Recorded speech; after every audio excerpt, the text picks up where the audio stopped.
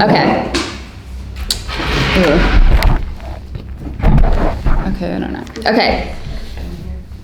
What? Oh, that's an extra, yeah. That's mine. Yeah, take it. I brought it out. It's on the spot. I put the bookmark there. Special. Okay. Okay, everybody, welcome. So we're talking about simplicity. And we were talking about simplicity in the original Sikha that we did, and now we're doing the story of the Chocham and the Tam. So just I wanted to put more emphasis on the stories because I told you guys I went to this thing and the Emunah was saying how the deepest of the deep. Hey, welcome. The deepest of the deep is Rebbe Nachman's stories. So, what'd you say? I remember you said that. Yeah, that just gave me a lot of chizuk that if something falls into, we're still going to continue with Sikos Haran because that's what we do, but if something falls into a story, I think it's kedai to really learn the story in detail. Are we in the middle of the story? We're a page in. I'll tell you what page we're up to in a minute. We're doing the simple Yes. no, we did a few paragraphs of it. Yeah. Here, the sophisticated and the simpleton, yeah? Right, the sophisticated and the simpleton. The Chocham and the Tam in Hebrew. Okay, so I just want to dedicate this shiur for a refuah shlema for Uriel ben Tzipora. And the safe release of the hostages and the return and the healing to all the healing, to the hostages that are still there, that are not there, that are home, that are chayalim, and just, the world. So, okay. On that note, so we started the Chocham and the Tam story, so we were up to page 167 in Rebbe Aryeh Kaplan's version. Here, take this pen. I'm not going to need it. No. It just was in there from when I was taking notes. I also have a pencil if you prefer. No? Okay. So, so far we were talking about how, just to recap the story for a second. So basically there was the Chocham and the Tam, and they were from the same town, and they were young.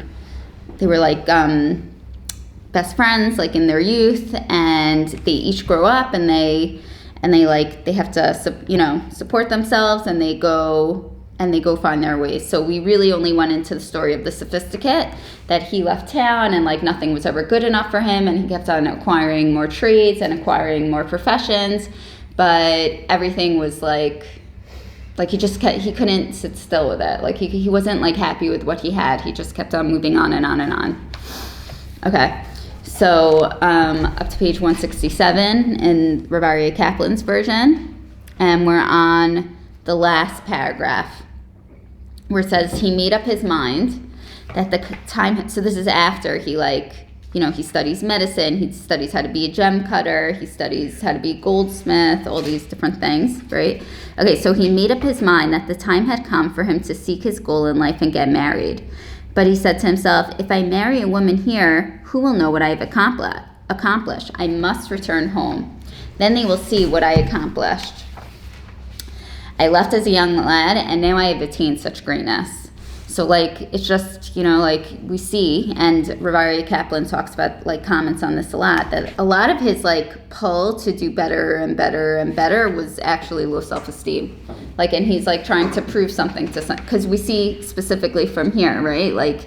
He said, who will know what I have accomplished? If I marry a woman here, he should just be focused on marrying who he wants to marry, But he has to go back to his hometown to prove to everybody how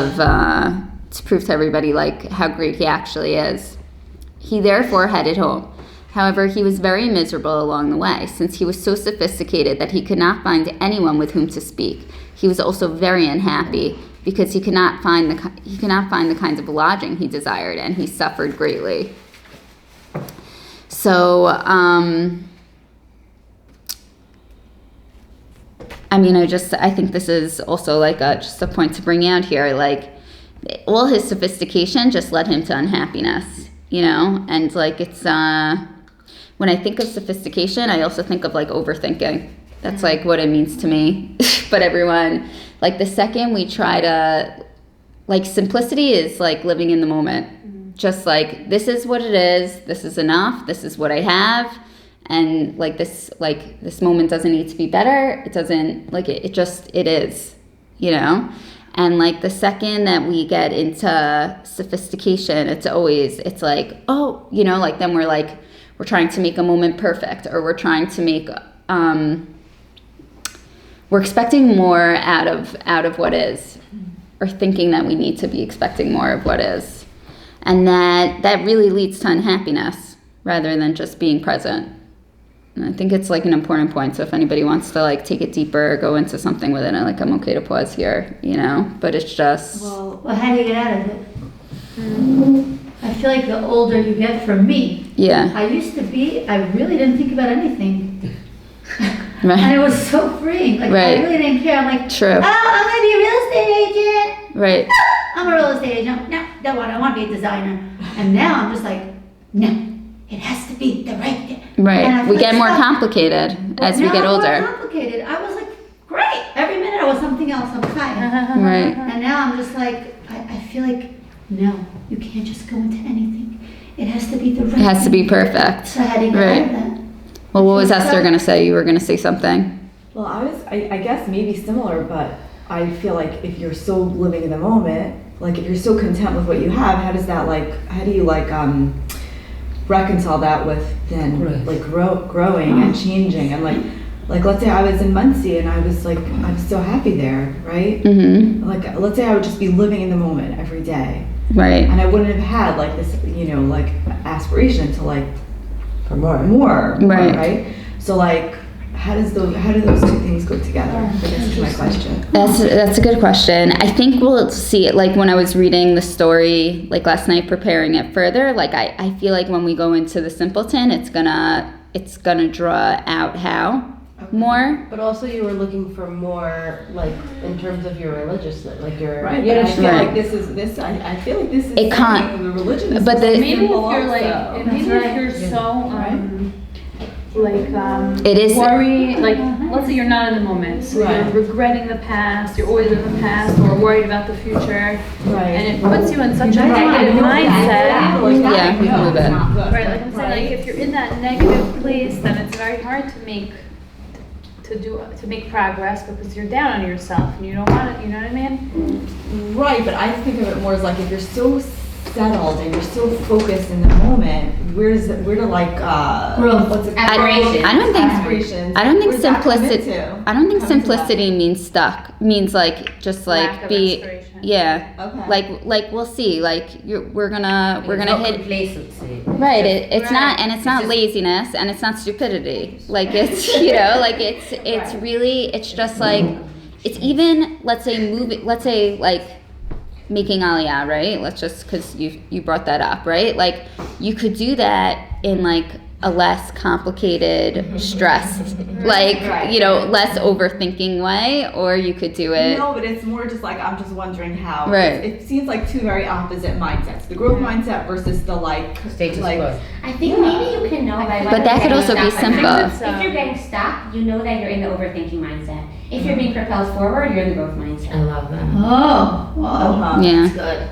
And then, but the growth mindset wouldn't contradict the Then it simplicity wouldn't. I feel mindset. No, because you're just naturally moving. That's what I'm Okay. saying. Like it's not. It's like Simplicity is like inner peace.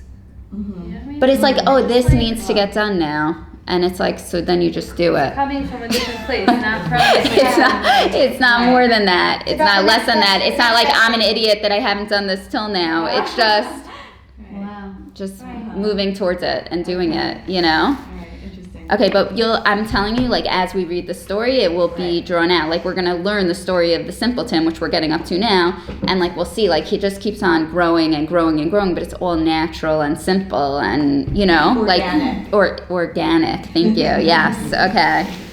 So, also, I just love this last line, like, he could not find the kind of lodging he desired, and he suffered greatly. Like, this just makes me think of, like, Every person that. like everyone, you know, like you get to the no, or like you get to the hotel, you know, and you're like, oh, I hate this place. Go back. Or like, how many times I'm saying like I'm a I barrier. wish I was Say not that guilty to of me. this, you know. Like, one time I went on a trip, like I had Shai like book a whole trip for us, you know, and we got there and I'm like, no, and I canceled.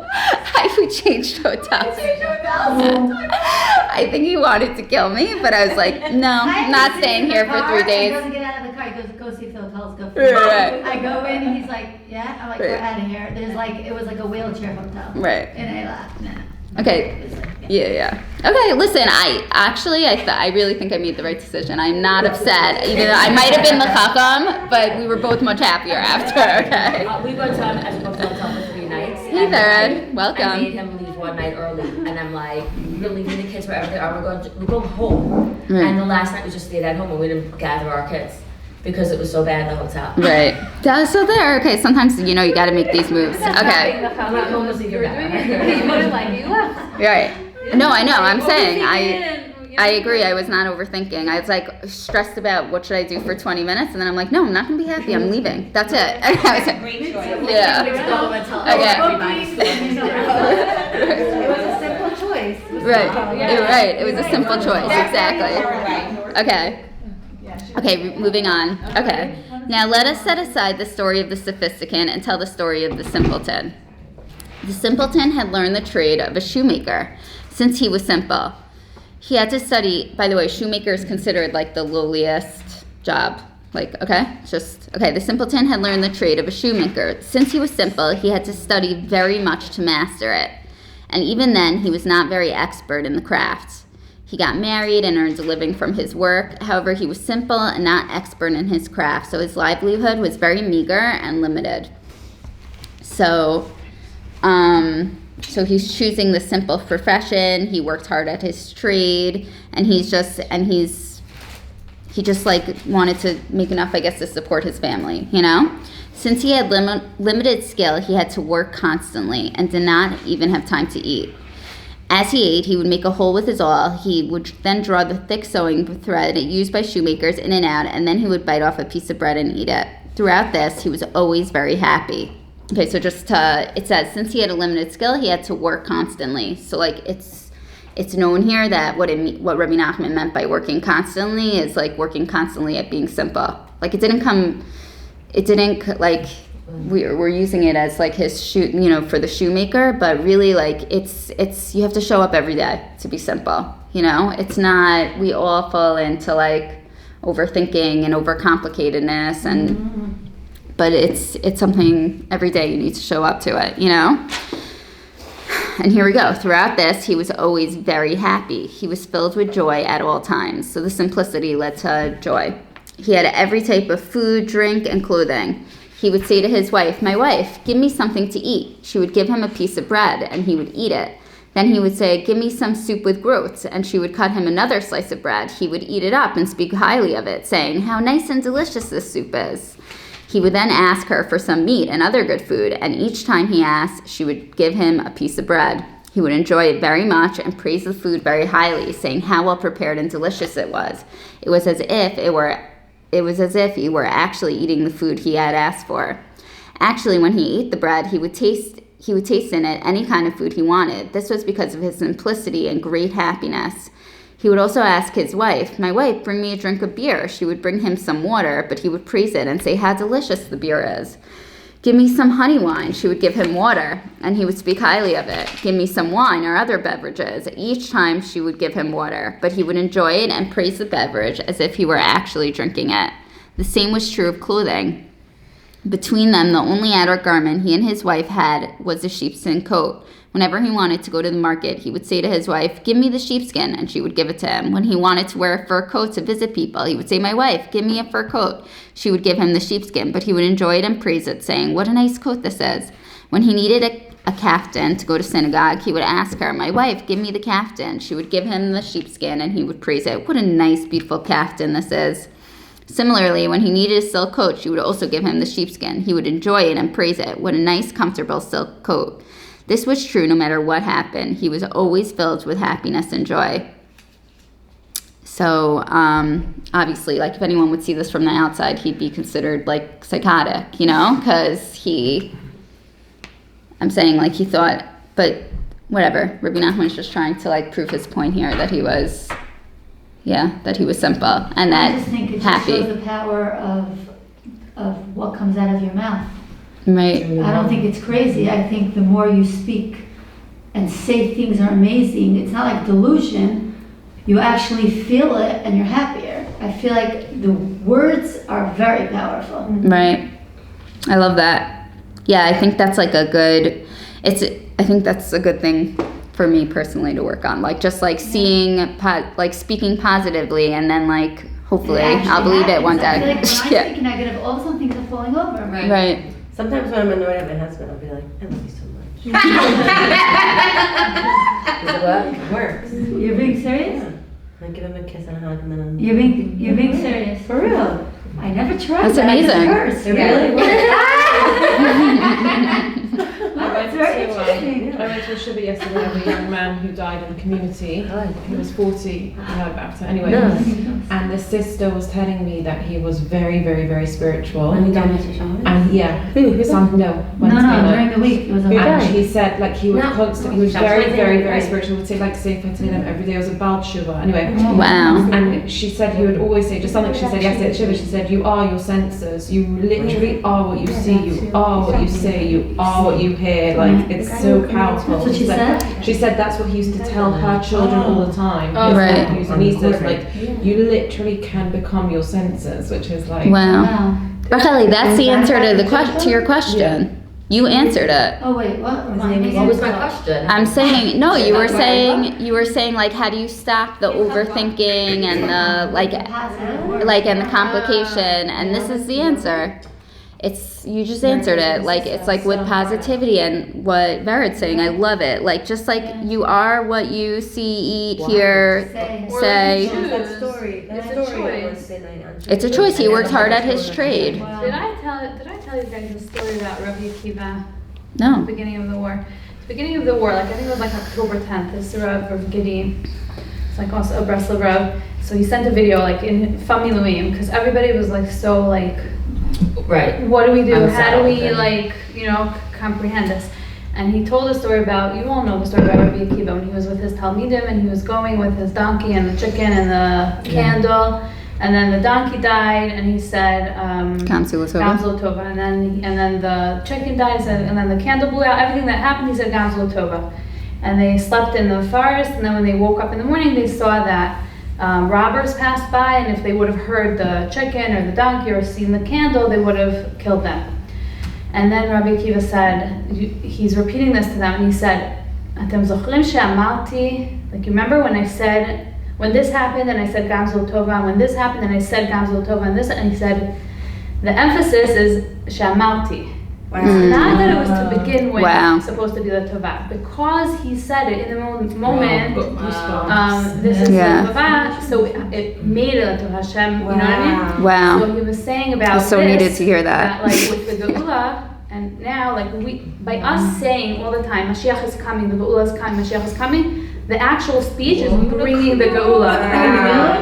Yeah. Just to emphasize that one of my patients were Hey. with Bibas babies, and she's Chiloni, she wasn't dressed, and they were saying Could you open the she door? was Yeah. like, they're alive. Exactly. I don't know why they're there. That's the question. I don't know why. To what we say. Right. She's like, אני לא רוצה לשמוע שהם חיים ובריאים It's very hard to hear when you're like the husband that says everything's positive and things are falling over. You think he's abnormal. If we And say then that they're afterwards, alive, you're then right. they have power. Right. But it's really Well, not hard if in they're the already moment when Okay. like things fall apart. We're he's doing the like, Chocham "It's as a like time." this, and You don't it's have any just power by hard. saying that. You know, my husband always says it's a problem, and I always say it's not a problem, it's a situation. I always say this. Every time he's like, this is a problem. I'm like, it's not a problem, it's a situation. It's good. Because the reality is, when you say it's a problem, then it becomes such a burden to go through. When it's a situation, okay, just another step in life, right? That we have to deal with. Stress itself is a problem. Right. That's overcomplicating things. You know? The stress of it itself is a problem. It's Right. additional. Right, exactly. Okay, moving I think on. that was why I started. Ready, guys? Okay. That like was like too much for me. Since he had not completely mastered his trade, when he finished his shoe, it was usually triangular in shape. But he would take the shoe in his hand and speak very highly of it, deriving much enjoyment from his handiwork. I saw Rav Aryeh Kaplan says on that shoes are also tefillos. Okay, so just like you could. I should buy a lot more shoes. So yeah, that's what it means here. But like, so even like with his not perfect tefillot, right? He wasn't hard on himself. He would speak very highly of it, right? And he would say, "My wife, what a beautiful, wonderful shoe this is. How sweet the shoe is. This shoe is as sweet as honey and sugar." Sometimes she would answer him, "If that's true, why can other shoemakers get 3 gulden for a pair of shoes while you only get a gulden and a half?" He would then answer, "And what do I care about that? That is their work and this is my work," right? That's a big part of simplicity, like not comparing yourself to others, just like focusing on you and what you need to do. And, why must we speak about others? He would continue. By the way, like if you learn like Hilchos Lashon Hara, like you see, like there's really nothing you could say about another person, basically. Like nothing. Like you can't say one thing about anybody, good. Like it's really, and it's just, again, like I think like the Torah is trying, if I could say, I think the Torah is trying to teach us there also. Like it's just, there's no speaking about others, like only inwards, like only focusing on yourself. Every time we look at somebody else, it's just a distraction. It's not like it's not like what our work is supposed to be about. It's not what we're supposed to be focused on, You could also ask like what you said about growth, like because sometimes looking at others, it inspires, or it, you know what I mean? Right. Or you see something and then you strive to do better. Yeah, but I guess really Right. That's an inner conversation. Yeah. That's not an outer conversation, probably. Right. I mean, whatever. There's a place for everything, but the point is keep it on the inside. Keep it. Not even talking. I'm just saying, like, keep your focus on you when you see somebody. Even when you see somebody else, like, bring it back to yourself. Not like looking at them so much. If that makes sense. Okay, let's think about how much clear profit I make on this shoe. The leather costs so much, the glue, the thread so much, and the other things so much. I also have to pay a certain amount for the tongues.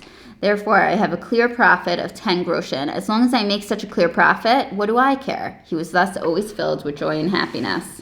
For most people, this was a big joke. They would enjoy themselves making fun of him since they considered him insane. People would come to him, especially to engage him in conversation so that they would be able to ridicule him. But the simpleton would merely say, "Just don't make a joke of it." If the other person would assure him that he was not making a joke of it, the simpleton would listen to what he had to say and engage in conversation. He did not probe the other person's motives more deeply to see if this in itself might be a means of mocking him, since he was a very simple person and he avoided such sophisticated ideas. However, if he saw that the other's intentions was clearly to mock him, he would say, "So what if you prove yourself smarter than I? You will still be a fool. What am I that it is such a great thing to be smarter than I am? Even if you are, you will first be a fool.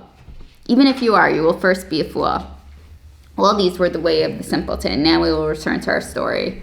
So I love this also. It's just important to mention too. Like, he wasn't a pushover. That's like, it does, like, there's this, and Rebbe Nachman was saying this 200 years ago. Like, there's a balance. Like, be simple, but like, don't get stepped on. Nobody, that's not a mitzvah either, That's very important. Yeah.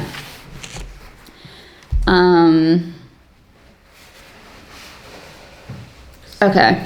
So, by the way, like when he like has also this enjoyment from his handiwork, I forgot to mention, but that's also like, and seeing like the goodness in his tefillah, it's Nikudas Tovos. Like that's like Rebbe Nachman's piece for those that don't know, but of just like eventually we'll get to it, but of like really focusing on the good in your mitzvos, because like everything we could technically throw out into the garbage. We're very good at that, like my tefillah is not good. Was it okay? You got up to daven, you got up to daven, that's good. You made time in your day. Okay, so we'll continue. Okay, one day there was a great commotion. The sophisticate was returning with great status and wisdom. The simpleton was overjoyed. He rushed to join the crowd that was greeting the sophisticate, saying to his wife, "Quick, give me the silk coat. I want to meet my friend. I want to see my old buddy." She gave him the sheepskin, and he ran to greet this old friend. The sophisticate was traveling with great pomp in a huge coach. The simpleton greeted him with love and joy. "My brother, my best friend, how have you been doing? Thanks to God who brought you back, and I am able to see you." The sophisticate considered even the whole world to be nothing, as we have seen. Someone like the simpleton appeared to him like a madman. However, because of their friendship in their youth, he was friendly to him and rode with him into the city. While the sophisticate had been abroad, the two homeowners had died, leaving behind their mansions. The simpleton had remained home, so that when he inherited his father's mansions, he lived in it. The sophisticate, however, was abroad, so there was no one to care for the mansion. The sophisticate's mansion, therefore, was neglected and in ruins, so that nothing remained of it. It's also supposed to be like resembling like everything he learned from his like forefathers, Rebbe Nachman also speaks about like atheism and like the maskilim that were happening at his time, and like this is the sophisticate is representing that too. And it's like they left the way of their father's house, like they left the traditions. Thus, when the sophisticate returned, he had no place to live, and he had to stay at an inn. However, the inn was not to his liking, and he was very miserable. The simpleton now had something new to do. Whenever he had a chance, he would leave his house and run to the sophisticate with love and joy. He noticed how unhappy the sophisticate was with his quarters. The simpleton said to the sophisticate, "My brother, come to my house. You can stay with me. I will move all my belongings into one corner, and you can have full use of the rest of my house." The sophisticate liked the idea, so he moved into the simpleton's house and stayed with him. The sophisticate was always very miserable because it became known that he was very brilliant, as well as a fine craftsman and a highly skilled physician. One day, a nobleman came and commissioned him to make him a gold ring. He made a very exquisite ring, engraving it with detailed images. The pattern engraved on the ring was a very exquisite tree. However, when the nobleman came for it, he was not pleased at all with the ring. The sophisticate was very miserable, since he knew that if he had made such a ring with a tree in Spain, it would be very precious and highly regarded. So he's like miserable because this person didn't appreciate his work. Like he's always looking outside himself. Another time, an important landowner came and brought him a valuable gem from a distant land. He brought another gem that had an image engraved on it and commissioned him to reproduce the image on the gem he had brought. The sophisticate was able to reproduce the image exactly, with the exception of one very minor detail that no one but himself would ever notice. When the landowner returned and took his gem, he was very pleased. The sophisticate, however, was very miserable because of his mistake. "What good is my skill," he said, "if I can make such an error?" So he was also very hard on himself, right? His medical practice also brought him misery. Often he came to a sick person and gave him remedies. He knew that if the patient were to survive, he would be healed through these remedies. Yet there were cases where the patient died and people would blame him. This made him very miserable. So like anyone who's in the helping fields like knows like there's like you. Hi, Moshe. That things aren't gonna work. Right. Such a cute kid. He just goes. He's so cute. He is cute. Thank God. Yeah. So yeah, no, like there's that responsibility, but it's like also it's it's like a gaiva in a way. Like it's like bottom line is like everything, like everyone goes into their profession with good, or whatever they do, like with good intentions, and like whatever the outcome is the outcome. Like we can't control outcomes, mothering, wifing, all this stuff, like doesn't have to just be in the helping fields, like we don't mean to screw up our kids, like it wasn't our intention. It wasn't the intention. I did go in with good intentions,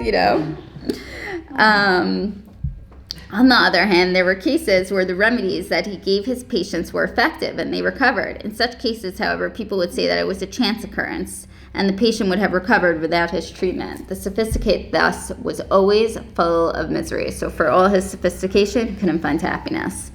The same happened when he needed clothing. He summoned a tailor and struggled to teach him how to make the type of garment with which he was familiar. The tailor finally got the point and made the garment exactly as he wanted. The only flaw was that one of the lapels was not lined up exactly right. The sophisticate was very upset. Here the garment may be considered nice since people do not know better, but he said if I were in Spain with such a lapel, it would be a joke. People would consider it ridiculous. This only added to his misery. The simpleton would constantly run to the sophisticate in joy.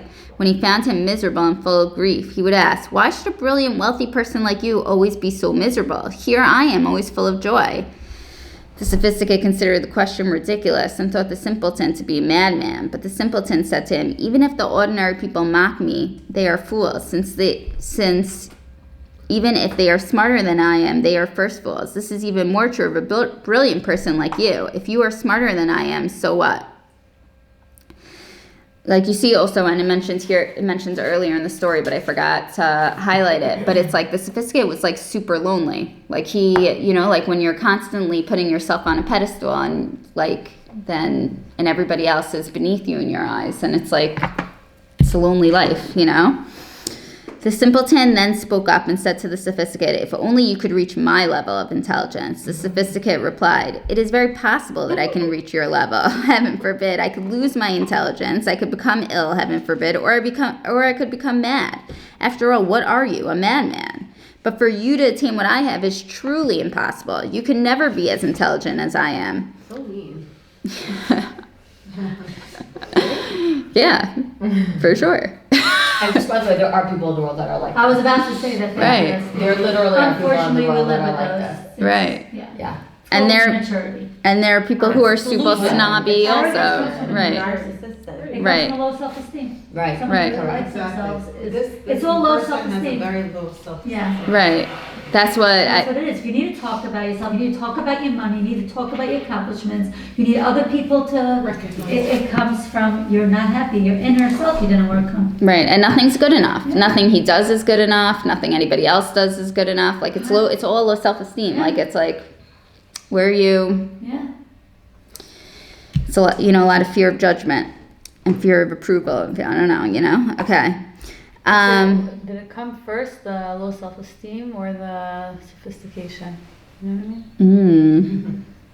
Doesn't matter. It seems like the low self-esteem came first. Look at the result. Why? Because maybe if you avoid sophistication, then it'll. There's people that are very, limited or like not limited as in intelligence, but like limited in everything in life that have their self-esteem. Pour makeup also. Is like not like you see tons of people who don't have Thanks. a lot and they're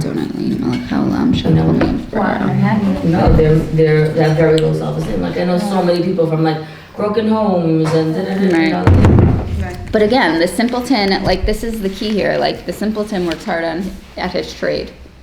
Like we all he works hard to be content and to be Simple. simple and happy. Of not working hard. He's No, but I'm saying the deeper meaning of he worked hard at his trade is talking about his simple. He works hard at being simple and being okay with what he has and not overthinking. Because he didn't look outward. The minute you start looking outward, you're in trouble. Right. It could be that all his pursuit of all these different careers was coming from a low self-esteem. I'm gonna find this, then I'll be happy. I'm gonna look at this, then I'll finally feel like worthy. Or he has crazy But ADHD and he can't focus on one trade. But he got good at all of them. And then at some point, he wasn't getting his goal. He wasn't getting. Right. He lost the vision. Yeah. Right. That happens a lot. Like I'm saying, and it's like a lot of people start out in different things, like with really good intentions, but then like greed, fame, all that stuff, kavod kicks in, and it's not, you lose sight, it doesn't mean you can't come back, but like it's a struggle, Okay. Okay, for God, everything is possible, answered the simpleton, meaning he could get to his level if he wants. In the wink of an eye, I can attain everything that you have. The sophisticate laughed at this very much. People had given the two sons surnames. One was called the sophisticate, while the other was called the simpleton. Of course, there are many people in the world who are sophisticated or simple. However, in this case, these traits were very obvious, since both of them came from the same place and had studied together. Then one had become a very sophisticated person, while the other had become very, very simple. There is a royal registry, which everyone is registered by his family name. Here, one son is registered as the sophisticate, while the other is registered as the simpleton. Once the king was reading the royal registry and saw the names of the two sons, one recorded as the sophisticate and the other as the simpleton. He found it very remarkable that these two should be called the sophisticate and the simpleton, and he wanted very much to see them. The king considered the situation. If I send an unexpected message that they should come to me, they will be terrified. The sophisticate may not be able to answer my questions. The simpleton may be so terrified he might lose his mind. The king therefore decided to send a sophisticated messenger to the sophisticate and a simple messenger to the simpleton. There was, however, a problem in finding a simple person in the capital city where most people are very sophisticated. But there was one person who was especially simple, the man in charge of the treasuries. It is not desirable to put a sophisticated person in charge of the treasuries, since he could use his sophistication and shrewdness to embezzle. Therefore, a particularly simple man was placed in charge of the treasuries. The king summoned a sophisticated man and the simple man who was treasurer and sent them to the two sons. He gave each one a letter. Okay, so basically the king wants to meet them, and he's like devising a plan of how to get the simpleton and the sophisticate to come to him. King is always like Chocham. Okay. He also gave them letters to the governor of the district where these two sons resided. In this letter, he ordered that the governor send notes to the sophisticate and the simpleton in his name so that they not be afraid. The governor should write then that it was not a particularly important affair, and the king was not actually ordering them to come. It was up to them, and if they wanted, they could come. However, the king wished to see them. The sophisticated messenger and the simple one both set off, and they came to the governor, giving him the letters. The governor asked them about the two sons, and they told him that they had been informed that the sophisticate was extraordinarily brilliant and very wealthy. The simpleton, on the other hand, was extremely simple and he used a sheepskin for whatever garment he needed. The governor decided that it would certainly not be proper to bring the simpleton to the king wearing a sheepskin. He therefore had proper clothes made for him and placed them in the simple messenger's coach. He gave the messengers letters that the king had ordered. The messengers continued on their journey and arrived. The sophisticated messenger gave his letter to the sophisticate, while the simple messenger gave his to the simpleton.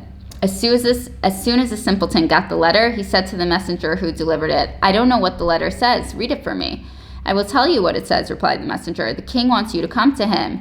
"You're not playing a joke on me," said the simpleton. "It's absolutely true," answered the messenger. "I'm not joking at all." The simpleton was overjoyed. He ran and told his wife, "My wife, the king has sent for me." "Why?" asked the wife. "What reason could he possibly have to send for you?" But the simpleton did not have any time to answer. He joyfully rushed out and immediately left with the messenger. When he got on the coach, he found the clothing there, and this made him all the more happy. I love this part. It's just like, it's so cute, you know? Like, you could just, like, imagine it, you know? Meanwhile, the governor was accused of a crime, and the king had him removed from his position. The king thought it over and decided that it would be best if the governor were a simple person who would not know of sophistication and deceit, and would therefore run the country truthfully and honestly. The king decided that the simpleton should be appointed governor. He sent orders that the simpleton for whom he had sent should be the new governor, since he had to travel through the governor's capital. The king ordered that people be stationed at the city gates, and as soon as he arrived, he should be stopped and crowned as governor. The people did this. They stood at the gates, and as soon as the simpleton passed through, they stopped him and told him that he had been appointed governor. "You're not playing a joke on me," said the simpleton. "Of course we are not joking," they replied. The simpleton immediately accepted the position of governor with full authority and power. I'll read one more paragraph. Okay, now his fortune was on the rise, and good fortune adds to one's intelligence. He therefore achieved some additional understanding. Nevertheless, he did not make any use of his sophistication, but behaved with simplicity as he always had. He ruled the land with simplicity, truth, and honesty without any corruption whatever. Okay, so Esther, I feel like this answers your question over here. Like, it's like things come. Like, you just, like, everybody just has to focus on, like, you know, being simple, feeling that, you know, like working on their confidence and working on like just being satisfied with what they have and what they're given, and like it just comes, like the next step just comes. Like, I feel like that's what Rebbe Nachman's trying to teach us. And I also want to say, just like, I love this line also, and it reminds me of Moshe Rabbeinu, like the simpleton immediately accepted the position of governor with full authority and power. You know, like he didn't shy away. I mean, Moshe Rabbeinu did, but it's still, in the end, he took it. Like, he took it with full, like, it wasn't like, He didn't have low self-esteem. he didn't have low self-esteem. And once he, like, came into this position, he acted with full authority. He acted with power. Like, he wasn't timid. Like, sometimes, I don't know, like, people get put into certain things and they're, like, always apologizing and questioning. And, again, that's not simplicity. Simplicity is, like, show up, like, Do what you have to do. you're right. Well, I see it totally different, this whole paragraph. Okay, what do you see? Go Maybe for it. I'm, like, the way I see it Yeah. is that the king is Hashem. Mm-hmm. And when you go through life and you just don't want to believe, or you get messages, like someone can give you a message and you're not believing that it's the king because you're not simple, and you just think that things just happen and, oh, it's just coincidence, then you don't end up getting into a position of governor, of power.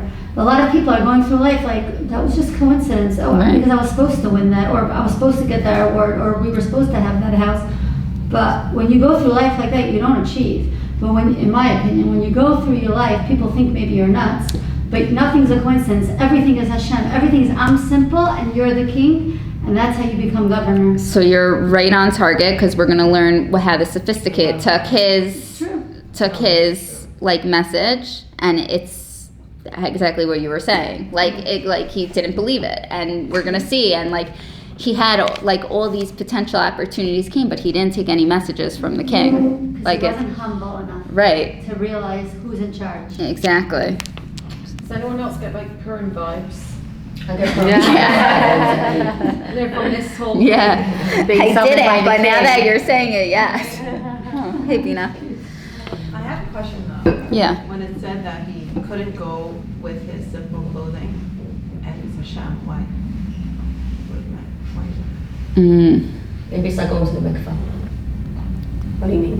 Did you get to mikvah though? I took, when I read it, I didn't like look at that in that way. I took it more as just like he was getting free gifts, like just like goodness was coming his way. Like people go to the mikvah before But I don't- you die. Like he had no clothes. Right. Right. He just like he did what he needed to do, and like all of a sudden like all these gifts are coming to him. Like he's like getting paid back now. That's like how There's also That's how I being understood dressed it. appropriately when you go to the king. Like we don't daven Right. when you're in pajamas or you're not sneers. Right. You don't Shabbos, Some you wear of us Shabbos do. clothes. right. Yeah. Right, like I don't let my son go to shul in slides. That's right. And he said, you're crazy. You're gonna go to the king with that? It's cute that your son still She's a listens to you. Mashiach. Right. I was just talking about that before. Yeah. My 5-year-old doesn't listen to me. I bet he's like 22. Which son? How old? He's 13. I said, 13, like are you going to the beach? You're going to talk to the king now. That's so Okay. cute. It's cute that they listen. My 5-year-old It's like very popular. It's like, I'm glad you have control over older kids. I don't even have that control over my Think kids. that you can get your 5-year-old to wear anything you want. How what? My son dresses like he is from Afghanistan. Oh, man. Like he Only 5 literally minutes like Okay. I can't dress him normally. He's 6 years. He's turning 7. Okay, we're moving on. And, Okay, like, so the he people. looks retarded. Wait, Can't hold wear on. normal clothing. Okay, ruling a nation does not require great intelligence or sophistication. All that is needed is honest and simplicity. When two people, right? Big line. Okay, ruling a nation does not require great intelligence or sophistication. All that needed is honesty and simplicity. To our prime ministers. Right. It gets complicated, you know. When two people, It's like Trump. yeah, yeah, he's very, He's not sophisticated. yeah, He is straight up. Right. He's a simple guy. I mean, Yeah. Very simple in a way. He is very simple. Yeah. And he's very Right. confident. He's He right. doesn't He's not care, which is complicated. so refreshing. He doesn't care. He's Why honest not? and Can't say sincere. that, can't say Exactly that. what he And says. people are putting a lot of stock into him. I think it's crazy. right. We'll see what will be, Right. but it is So true. He is far- like that. So Yeah. far, he accomplished in the I'm not past saying month. anything about politics. I'm just saying he's sincere and simple. Agreed. He's a good shliach. Agreed. No, I totally agree with you. He's a good shliach for us. Okay, Hopefully. let's keep going. When two people came before, thanks Dana, when two people came before him to seek justice, he would declare, you are innocent and you are guilty. It would be a simple verdict without any ulterior designs or motives. So refreshing, right? As you're reading this, you're like, okay. It's like He they're th- terrorists. Right. He thus governed honestly, and the people loved him very much. He also had advisors who truly loved him. Out of love, one of the advisors reminded him that he would eventually be summoned before the king. After all, he said, the king has already sent for you. Furthermore, the governor must customarily present himself to the king.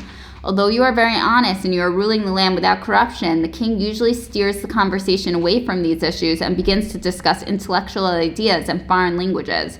It would be only proper and respectful if you were able to reply to him. Therefore, it would be very good if I would teach you intellectual ideas and foreign languages. The simpleton found this idea acceptable. What harm can there be in learning intellectual ideas and languages, he said. It then crossed his mind that his friend the sophisticate had told him it would be utterly impossible for him to attain his achievements. But here, he had already attained his knowledge. Nevertheless, even though he already knew all sorts of intellectual ideas, he did not make use of any of this sophistication. Rather, he ruled with simplicity, just as he had originally. So now, like, he's like, you know, his intellectualism is like on the rise, right? And he's learning these intellectual ideas, but it's not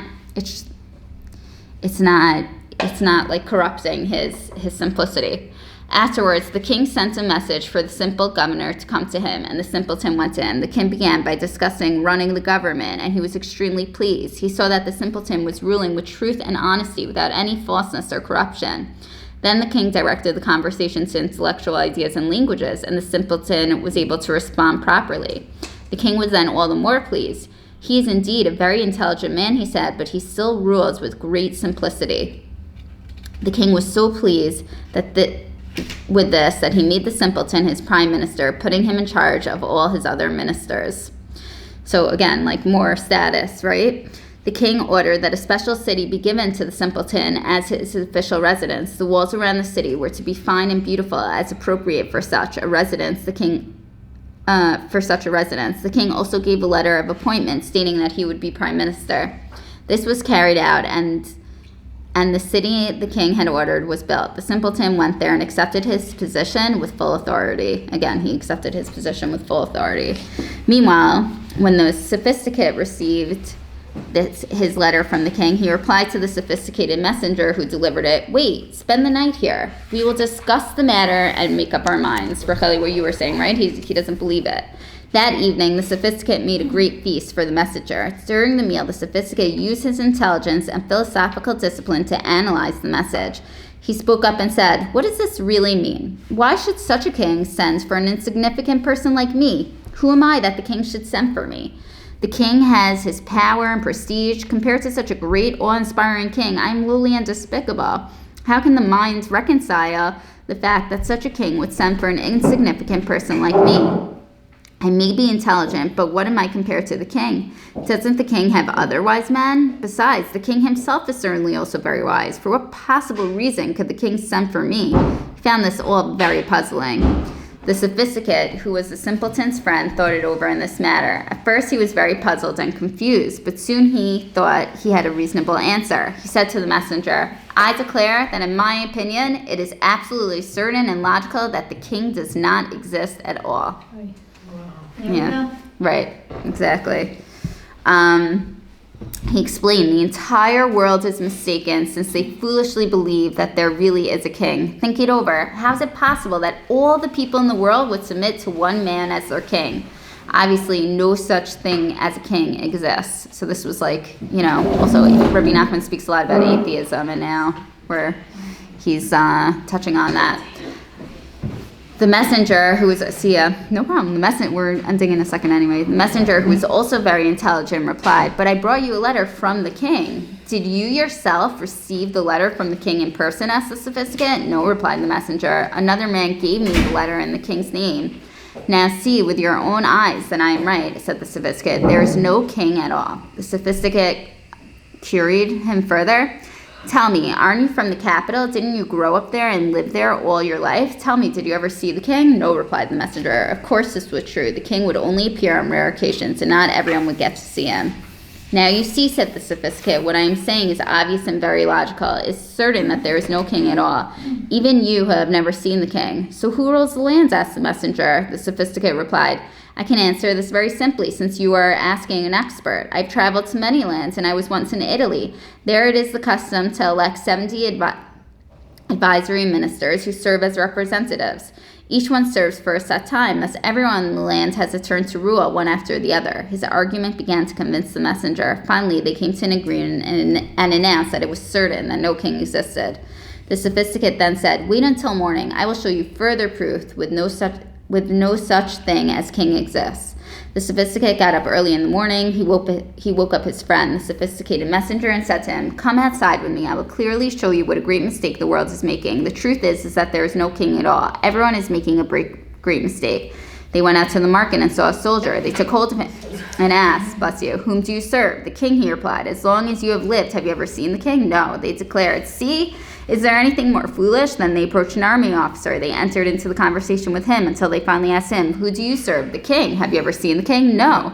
"You can see it with your eyes," declared the sophisticate. "Everyone is clearly in error. In all the world, there is no king at all." And of course, like, this touches on, like, if you can't see it, then why believe it, you know? And, like, our Chocham, we can't always see unless you're, like, the simpleton and you're looking and you see all the good, you know?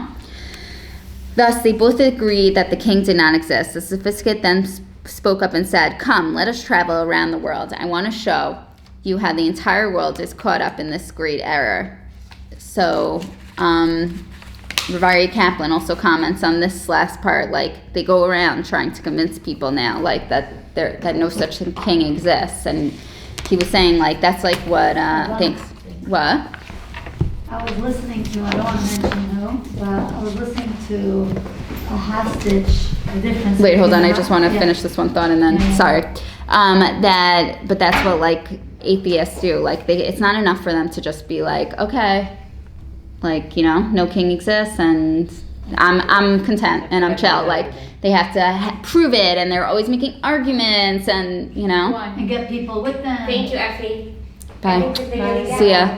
Yeah. Or low self-esteem.